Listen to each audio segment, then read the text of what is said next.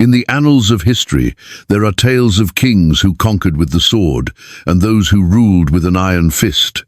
But have you ever heard of a king who was gifted the very mind of God, a monarch whose wisdom was a beacon to the world, yet whose heart held a single fatal flaw that would unravel it all? This is the story of a golden age and its tragic twilight. This is the story of Solomon, a name that once echoed with the promise of peace, but would come to be a lesson in how even the most brilliant light can be devoured by the smallest shadow. His is a legacy written in stone and starlight, a kingdom built on divine favor, and a downfall whispered in the perfumed corridors of a palace filled with 1,000 temptations. Our story begins not on a battlefield, but in the heart of a city that was itself a prayer cast in limestone and gold. Jerusalem, in the year 990 BC. The city hummed with the energy of a nation at its zenith, a testament to the might of its warrior king David. But within the royal palace, a different kind of quiet reigned. It was here that a new prince was born, a child of reconciliation named Solomon. His name, Solomon, meant peaceful, a profound hope for a kingdom born from constant warfare. He was to be a friend of God, a living symbol of divine mercy. Yet, this peace was built upon a foundation of profound and secret sorrow. Solomon was a miracle born from a wound, a child conceived in the shadow of a dark and haunting sin. His mother was the beautiful Bathsheba, a woman of grace and quiet strength, whose past was a whispered legend in the court. His father was the great King David, the shepherd boy who had felled a giant, the poet whose psalms soared to the heavens, and the king who had united the tribes of Israel into a formidable nation. But David, the Lion of Judah, was now a man in the winter of his years, and his heart was heavy with the ghost of a crime that time could not erase. For Bathsheba had once been the wife of another man, Uriah the Hittite, one of David's most loyal and valiant soldiers. Consumed by a moment of lust, David had taken Bathsheba for himself. To conceal the adulterous affair and the child it produced, the king committed a sin far colder and more calculated. He sent the honorable Uriah to the front lines of a brutal war, with secret orders for his commanders to abandon him in the thick of the fighting. Uriah died a hero, betrayed by the very king he served. But the eyes of God are not so easily blinded. Divine judgment fell swiftly. The first son born to David and Bathsheba was struck down by illness, a heart-wrenching punishment that brought the mighty king to his knees in sackcloth and ashes. In that crucible of grief and repentance, David's broken heart found forgiveness. God's mercy, vast and mysterious, flowed back into his life. And from that sacred reconciliation, a second son was born, Solomon. He was the offering of peace, the living proof that even from the deepest sin grace could bloom. He was David's hope for a future free from the blood and sorrow that had stained his own past. The young prince grew up in the sprawling, sun-drenched courtyards of the palace, yet he was shaped less by the splendors of royalty and more by the quiet, penetrating guidance of one man, the prophet Nathan. While King David wrestled with the burdens of a sprawling kingdom, Nathan, the enigmatic and wise man of God who had once bravely confronted the king about his sin, took Solomon under his wing. He was more than a tutor. He was a spiritual architect, shaping the boy's mind and soul. Nathan's voice was calm, but his words were like finely honed blades, carving away ignorance and instilling in the young prince a deep understanding of justice, compassion, and the intricate dance of faith and power. With his piercing gaze, Nathan saw what others did not. He looked past the boy's youth and perceived the brilliant, incandescent spark of an extraordinary destiny. He saw a mind that could untangle the most complex knots of human conflict, a heart that could feel the weight of a nation, and a soul that yearned for a connection to the divine. But Nathan was not merely a dreamer. He was a pragmatist, a man who understood the treacherous currents of the royal court. He knew that Solomon was not David's firstborn. The formidable and ambitious Adonijah, Solomon's older half-brother, was the natural heir by tradition. He was already gathering allies, feasting with generals and priests, and posturing like a king in waiting. The court was a viper's nest of factions and whispers, and the spectre of civil war loomed large as King David's health began to fail. Nathan also harbored the court's darkest secret. He knew the full, unvarnished story of David and Bathsheba. He knew the guilt that gnawed at the old king's soul. And with a brilliant, daring stroke of political and spiritual genius, Nathan began to weave a bold plan. He sought private audiences with the ailing king, his presence a comforting balm in the tense atmosphere of the palace. He did not speak of succession in terms of primogeniture or politics. Instead, he spoke of prophecy, of destiny, of God's will. With carefully chosen words and invoking divine visions, he began to paint a picture of a future ruled not by the sword, but by wisdom. He reminded David that Solomon's very existence was a sign of God's forgiveness, and that placing him on the throne would be the ultimate act of devotion, a final, beautiful chapter in David's own story of redemption. He argued that only a king of peace, a king like Solomon, could fulfill David's lifelong dream of building a permanent, glorious temple to the Lord. Slowly, painstakingly, David began to see it. In his youngest son, he saw not just the boy he loved, but the promise of a glorious, peaceful future for the nation he had built with his own blood and tears. As his life ebbed away, his body frail but his spirit resolved, David gathered his last reserves of strength. He summoned his most loyal followers, Nathan, the priest Zadok, and the captain of his personal guard, Benaiah. In a voice made feeble by age but resonant with royal authority, he reaffirmed his decision. Solomon, he declared, would be his successor. And so, at the tender age of 15, Solomon found himself anointed as king. But the crown felt impossibly heavy, its gold cold against his brow. It was a crown born from a shadow, secured by a prophet's cunning, and placed upon his head while the threat of his older brother still hung in the air like a gathering storm. His father's final words were not just a blessing, but a chilling warning, echoing in his ears. Be strong, be a man, and be vigilant against the enemies who lurk in the very halls of your own palace. With a resolve that belied his years, the boy king knew his first act could not be one of peace, but one of cleansing fire. To secure his reign, he would have to walk through the darkness his father had warned him about, and prove that the wisdom of a king sometimes required the ruthlessness of a survivor. The crown of Israel was a thing of breathtaking beauty, yet it rested on Solomon's head like a circlet of fire. In the first days of his reign, the 15-year-old king moved through the marbled halls of his father's palace like a phantom, his youth a stark contrast to the ancient, heavy burden he now carried. The air was thick with unspoken challenges. Every bow from a courtier seemed to hide a calculating glance. Every whisper in the corridors sounded like the hiss of a serpent. He knew that his father's blessing and Nathan's strategy were not enough. A throne secured by words must be fortified with deeds of cold, unyielding iron.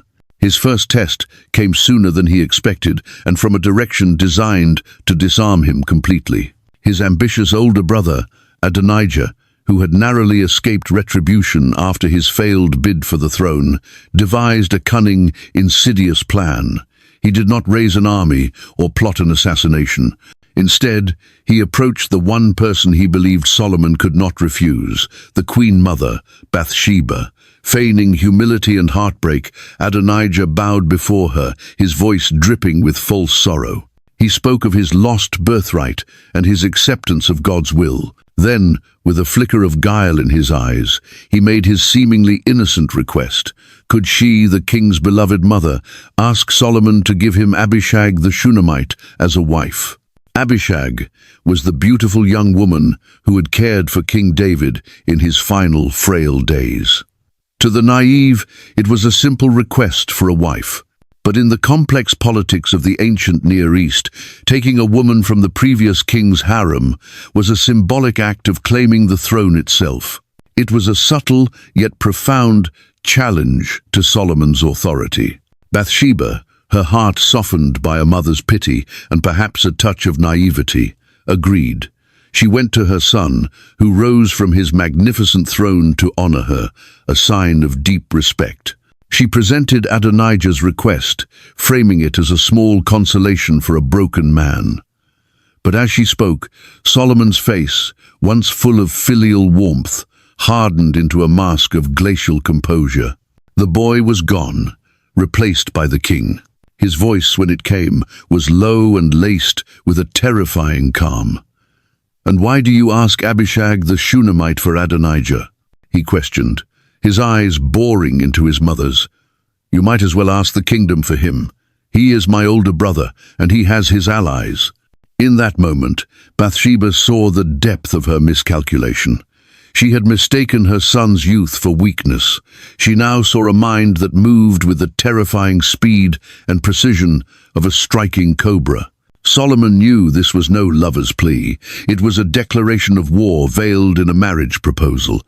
He would not wait for the blade to be at his throat. He immediately summoned Benaiah, the fearsome commander of his guard. His command was swift, absolute, and utterly ruthless. Adonijah was to be struck down before the sun set.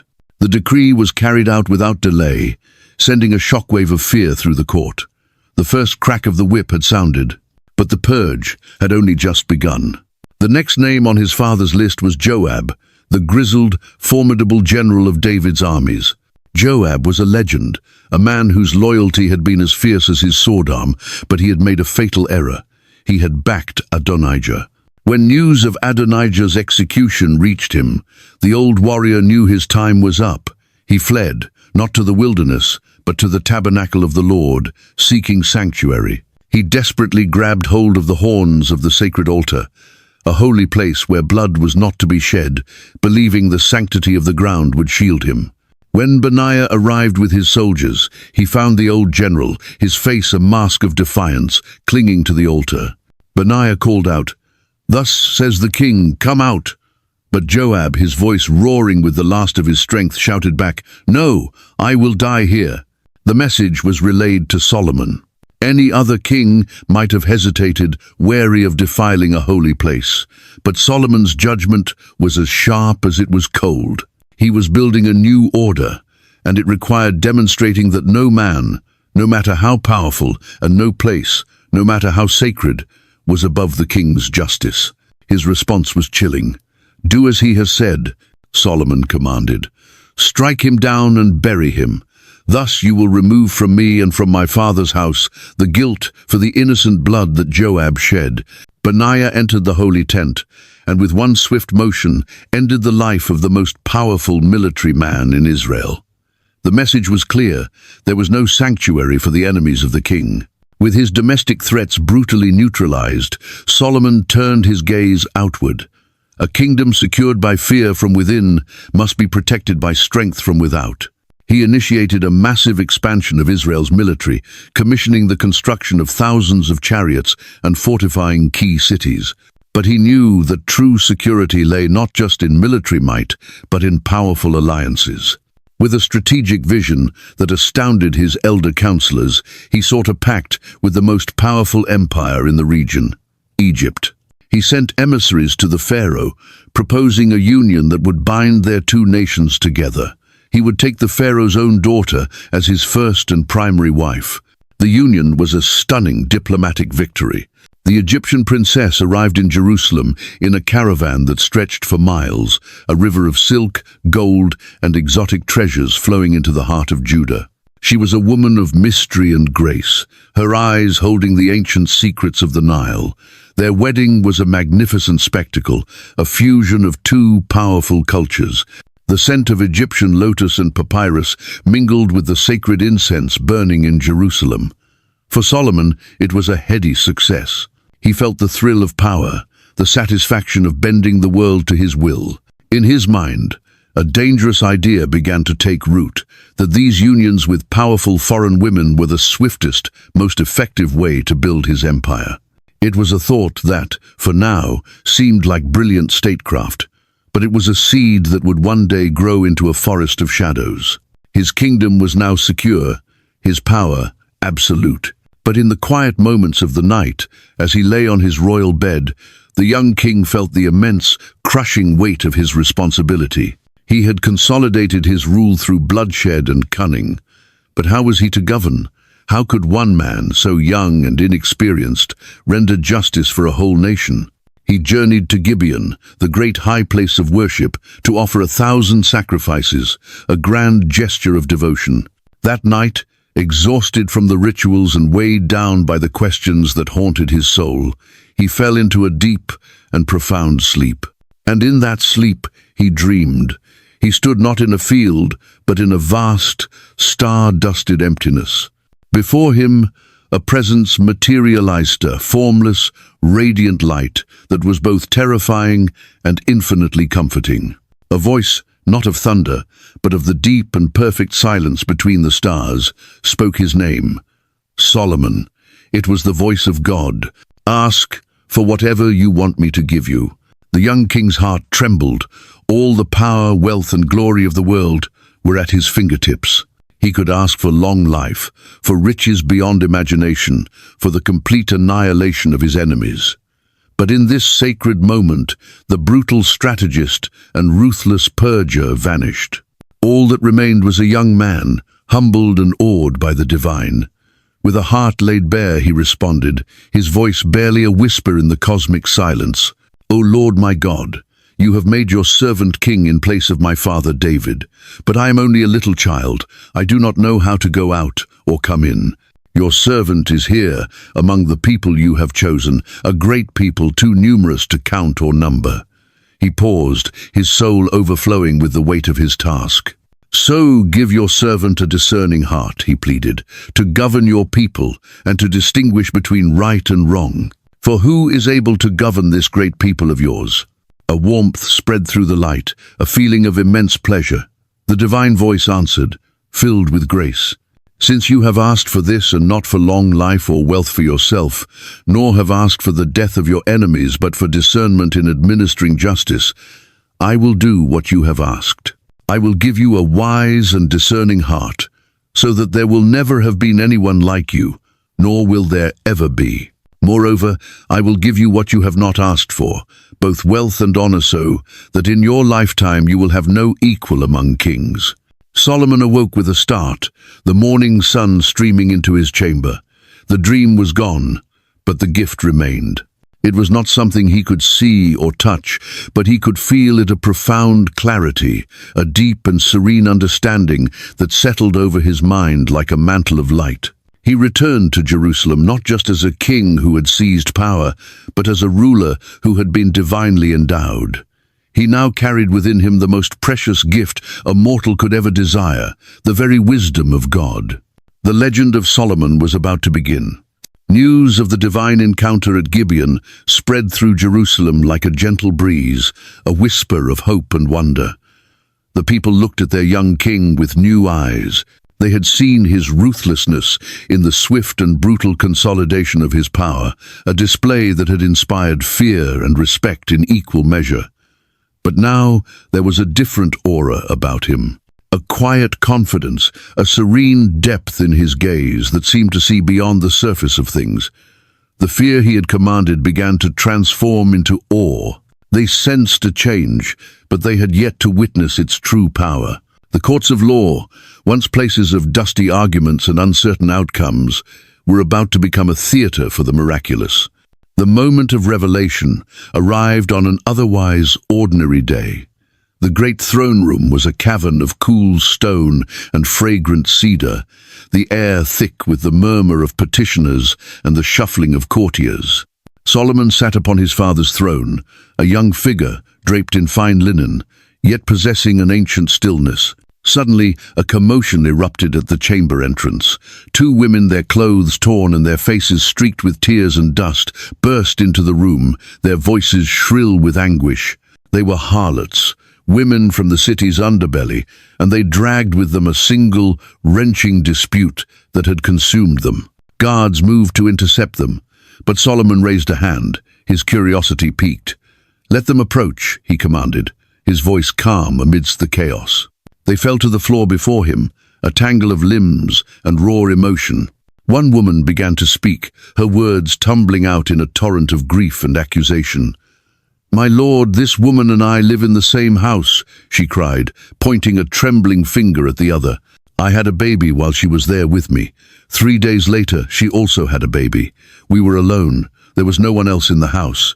Her voice cracked with sorrow. "During the night, this woman's son died because she lay on him. So she got up in the middle of the night and took my son from my side while I, your servant, was asleep. She put him at her breast and put her dead son by my side." She choked back a sob, her eyes blazing with a mother's fury. "The next morning, when I got up to nurse my son, he was dead. But when I looked at him closely in the morning light, I saw that it wasn't the son I had borne." As soon as she finished, the second woman leaped to her feet, her face a mask of outrage. "No," she shrieked, her voice sharp and defensive. "The living one is my son. The dead one is yours." The first woman shot back. "No, the dead one is yours. The living one is mine." And so it went. A chaotic, heart-rending exchange of accusations that filled the throne room with raw, unfiltered pain. The baby in question, a tiny, squirming bundle of life, lay in the arms of one of the women, oblivious to the storm of emotion swirling around him. The courtiers shifted uncomfortably. The priests and elders stroked their beards, their faces etched with perplexity. This was a case with no witnesses, a puzzle of she said, wrapped in the fierce, primal instincts of motherhood. How could any judge possibly discern the truth? It was one woman's word against another's, a knot that seemed impossible to untangle. The tension in the hall became a palpable thing, a heavy blanket of silence, punctuated by the women's ragged sobs. Solomon listened, his expression unreadable. He did not interrupt. He allowed the full force of their grief and anger to wash over the court. He observed every detail, the desperate plea in the first woman's eyes, the sharp, almost brittle defiance in the second's brasses noit in de fait.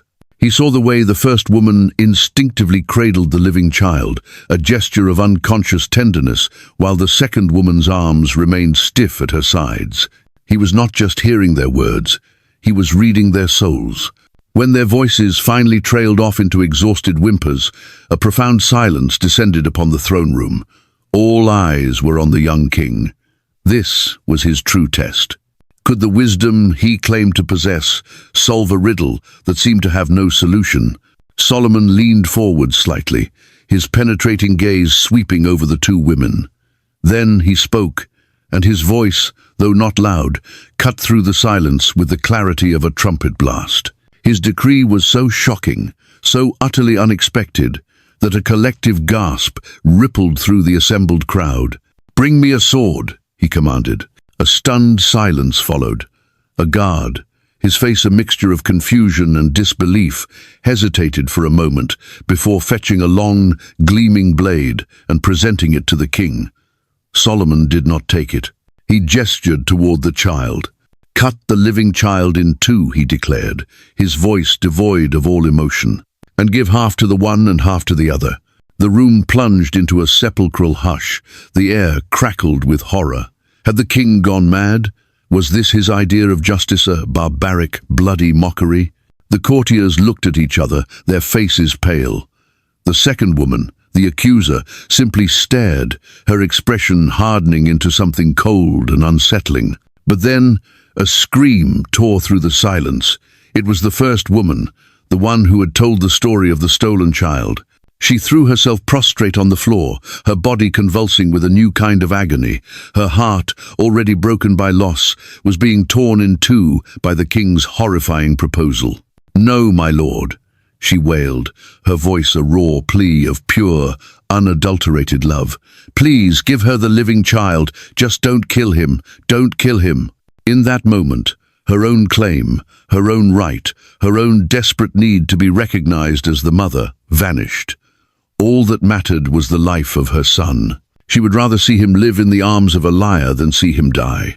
In stark, chilling contrast, the other woman's face twisted into a cruel, triumphant smirk. She crossed her arms, her voice laced with venomous satisfaction. "Neither I nor you shall have him," she said, with an unsettling coldness. "Cut him in two." The truth, which had been hiding in the shadows of their conflicting stories, was now laid bare, exposed by the sharp edge of the king's terrible proposition. It shone as brightly as the polished sword in the guard's hand. Solomon's face remained impassive, but a light of profound understanding shone in his eyes. He raised his hand, and the guard lowered the sword. The king's final verdict rang through the hall, a judgment of perfect and undeniable clarity. "Give the living child to the first woman," he announced, his voice now filled with a quiet authority. "Do not kill him. She is his mother." A wave of relief and astonishment washed over the court. The true mother, weeping with joy and relief, crawled forward as the living baby was gently placed back into her arms. She clutched him to her chest, her sobs now of gratitude, not grief. The impostor stood frozen, her face a canvas of shock and humiliation, her cruelty exposed for all to see. The king's wisdom had triumphed, not by splitting a child, but by splitting open the human heart to reveal its truth. He had not judged their stories, he had judged their love. The news of this extraordinary judgment spread like wildfire through the streets of Jerusalem and out into the farthest corners of the kingdom. Merchants in the marketplace, shepherds in the hills, and soldiers in their garrisons spoke of it with wonder. The people of Israel were filled with a profound sense of awe. They no longer just respected their king, they feared him, but it was a fear born of reverence. As it is written, "And all Israel heard of the judgment that the king had rendered, and they feared the king, for they saw that the wisdom of God was in him to administer justice." This single, masterful act became a lasting testament to the divine gift Solomon possessed.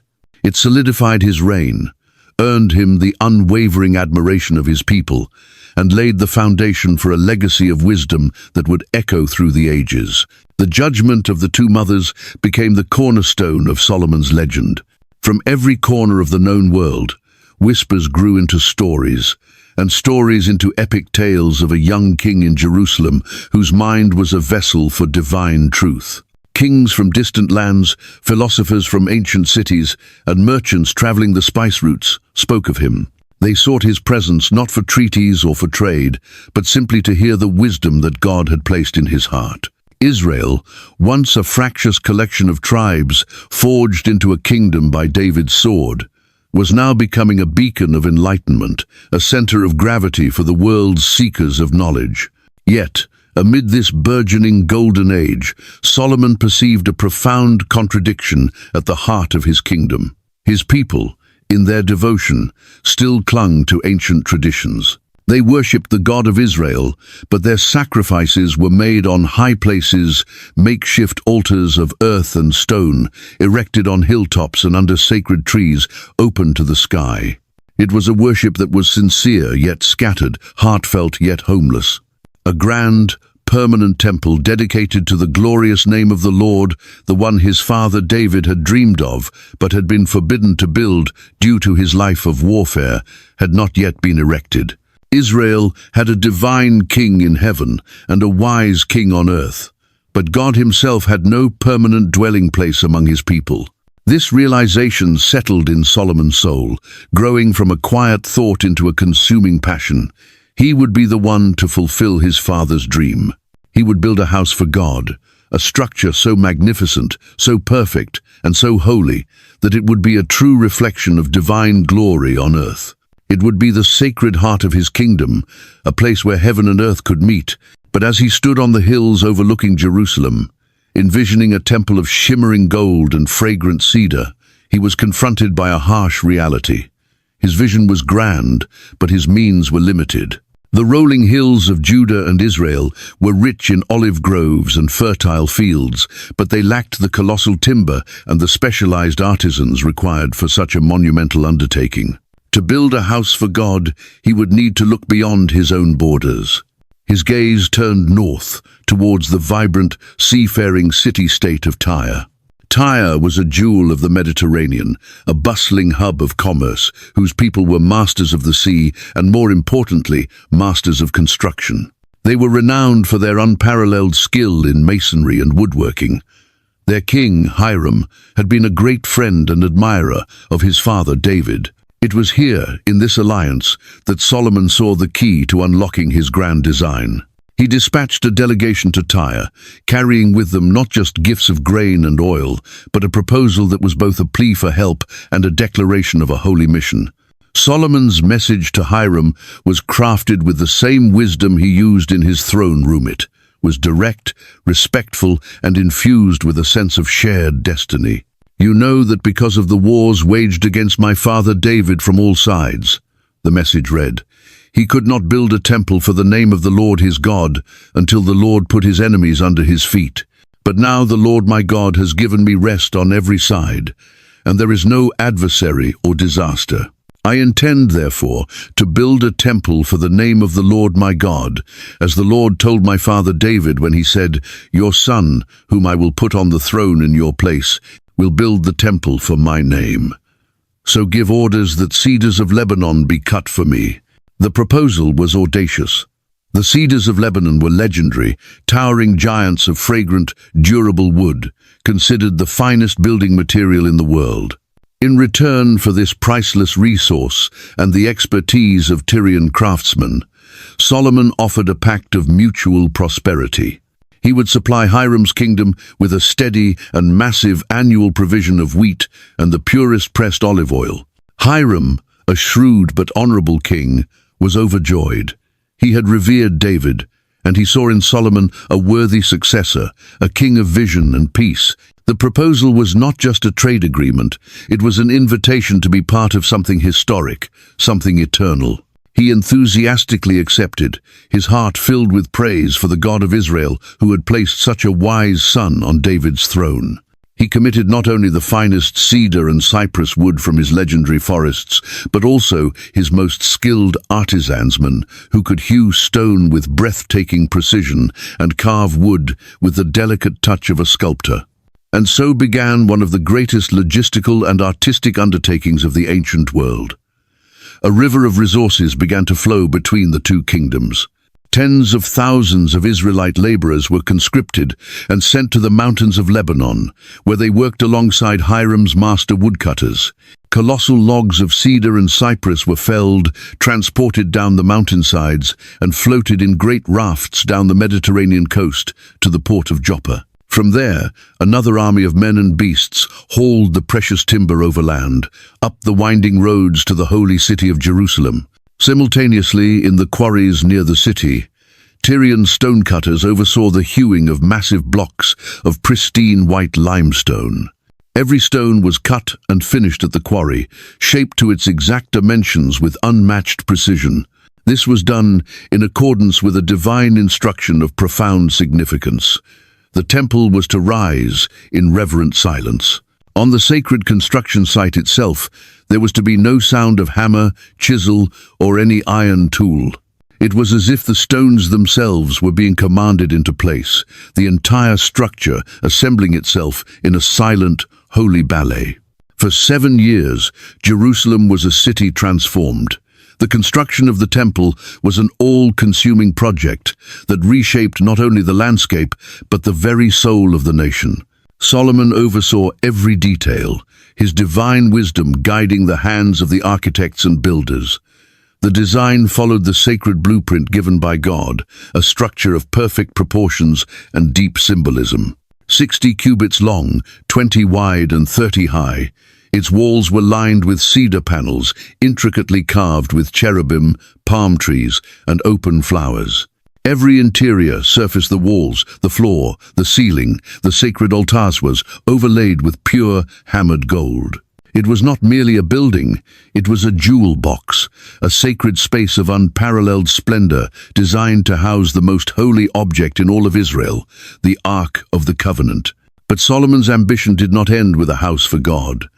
As the temple neared completion, his vision expanded. A king of his stature, whose fame was spreading to the ends of the earth, needed a palace that reflected the glory and wealth of his kingdom. And so, for the next 13 years, the sounds of construction continued to echo through Jerusalem. though this time with the ring of hammers and chisels. He built his own palace, a sprawling, majestic complex of buildings that dwarfed even the temple in size. It was an architectural masterpiece, featuring the House of the Forest of Lebanon, named for its forest of cedar pillars, a hall of pillars, and a hall of justice, where his magnificent throne of ivory and gold would stand.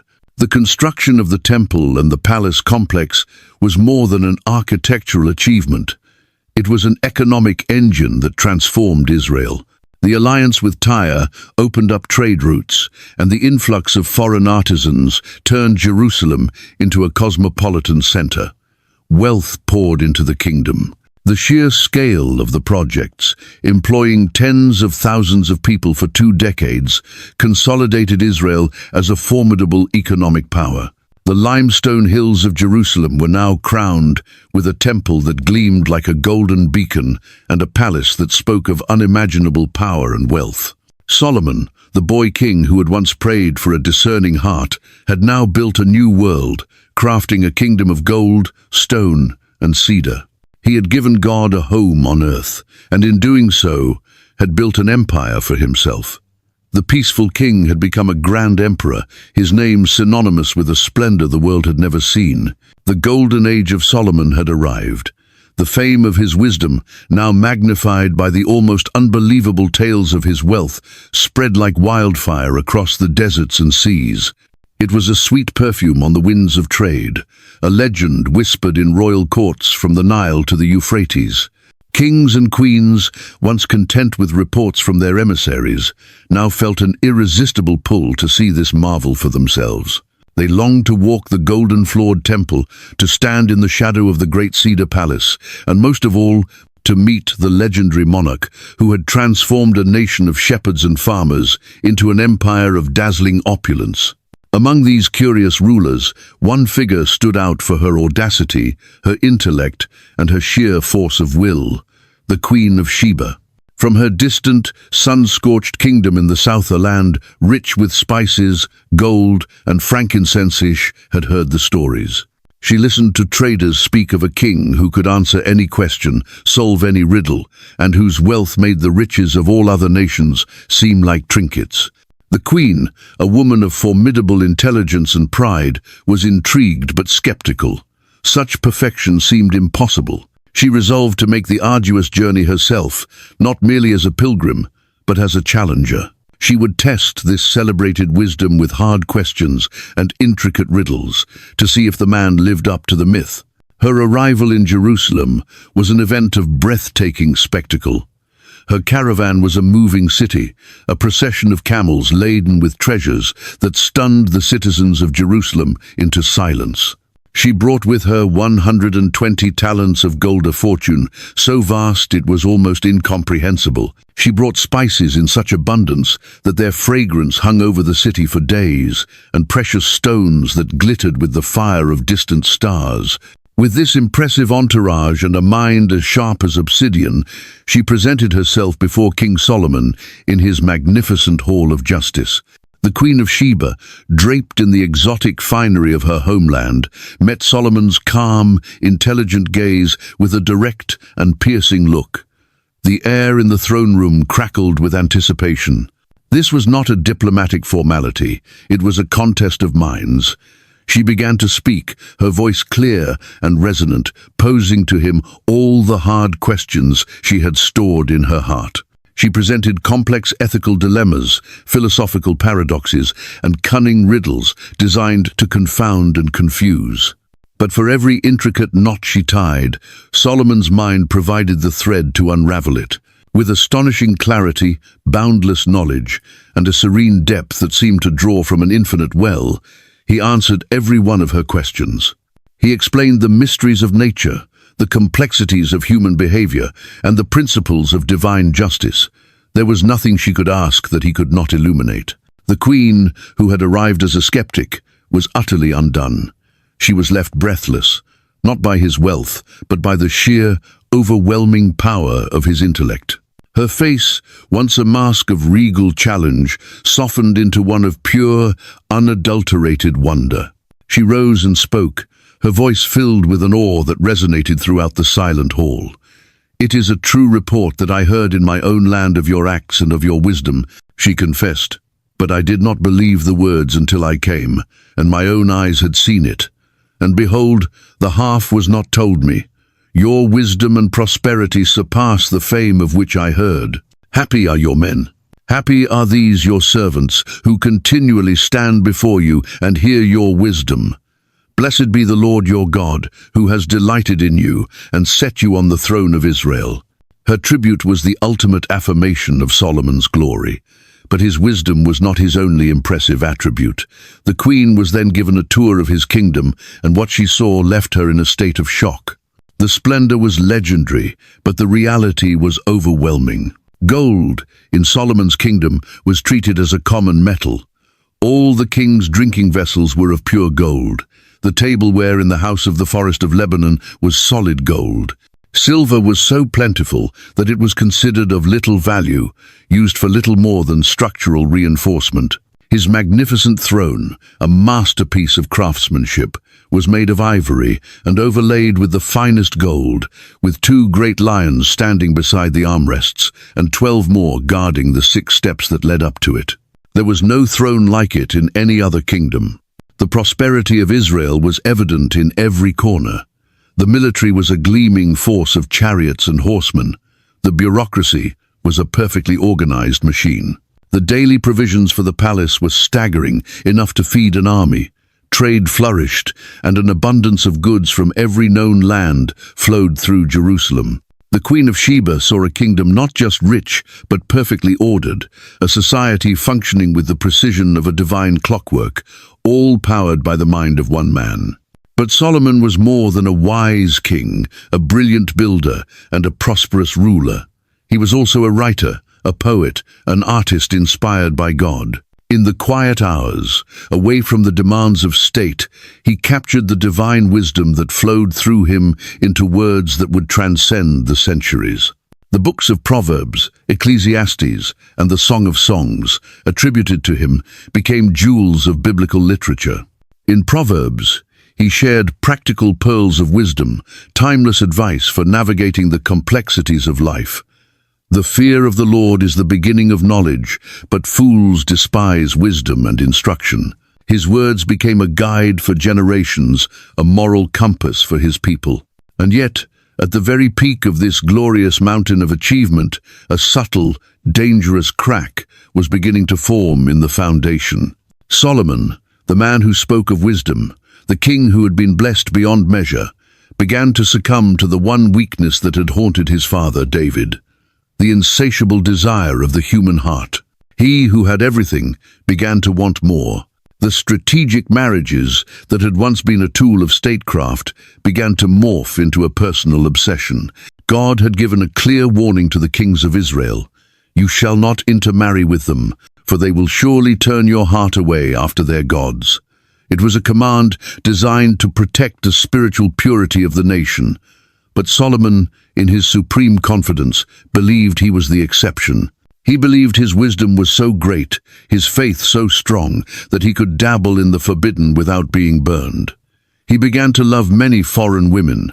Alongside the daughter of Pharaoh, he took wives from the Moabites, Ammonites, Edomites, Sidonians, and Hittites, the very nations from which the Lord had forbidden Israel to take wives. His harem, a diplomatic tool, swelled into a vast, personal collection.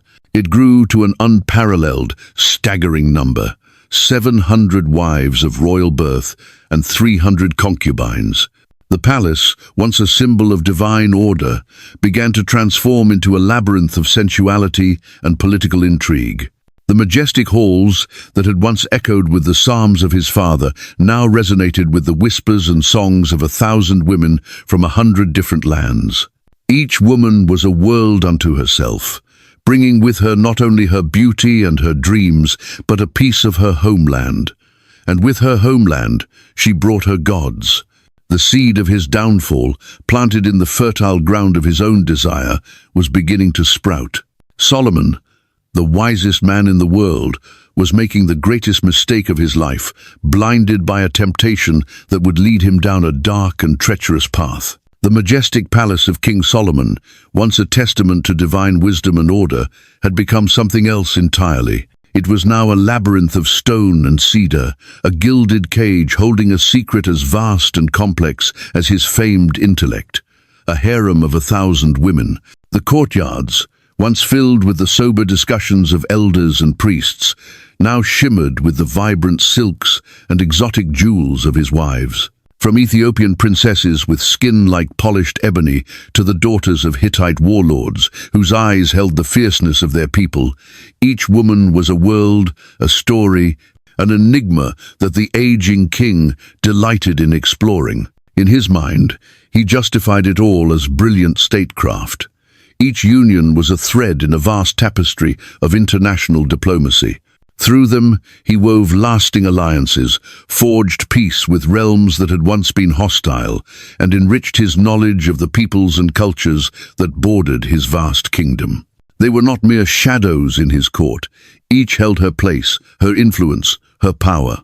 The palace became a living mosaic of mixed cultures, a vibrant, chaotic, and intoxicating garden of earthly delights. The echo of their laughter, the whispers of their native tongues, and the melodies of their foreign songs filled every corner, a constant, seductive symphony. However, this intricate web of relationships was also a minefield of intrigue, jealousy, and spiritual poison. In the perfumed, lamplit corridors, rivalries smoldered silently. A single favor from the king, a whispered word, a lingering touch, a special gift could ignite bitter feuds that played out in the subtle politics of the court. But the most dangerous consequence was not political. It was spiritual. This garden of delights was beginning to grow its own shadows, and they were long and dark. The foreign gods, once distant figures in faraway lands, had infiltrated the holy city of Jerusalem. They arrived with their priestesses, their strange rituals, and their seductive idols, challenging the staunch, monotheistic faith of Israel. At first, it was subtle, a small private shrine in a wife's chambers, a quiet prayer offered to a goddess of fertility. But as Solomon aged, his deep love for his foreign wives began to erode his judgment and his devotion. To please them, to keep the peace in his sprawling, complicated household, he began to make concessions. He, the man who had built the magnificent temple to honor the one true God of Israel, now found himself funding the construction of altars for their deities on the hills surrounding Jerusalem. On a slope of the Mount of Olives, directly opposite the shining temple of the Lord, a high place was built for Chemosh, the detestable god of Moab. Nearby, another was erected for Molech, the horrific god of the Ammonites, to whom children were sacrificed in fire. Statues of Ashtoreth, the Sidonian goddess of love and war, and Baal, the storm god, began to appear in sacred groves. Idolatry, once an abomination, had taken root in the king's own heart. The divine wisdom that had once been his glory became clouded, his judgment warped by his desire to appease the women he loved. He had become a stranger to the very God who had blessed him. Then the Lord, who had appeared to him in a dream of grace at Gibeon, appeared to him again, but this time there was no gentle offer, no infinite patience. The voice that spoke to him was filled not with pleasure, but with a profound, righteous anger and a deep, sorrowful disappointment. The Lord saw the heart of the man he had blessed with unmatched wisdom and wealth, and saw that it had turned away, that he had given himself over to the worship of lifeless stone and wood.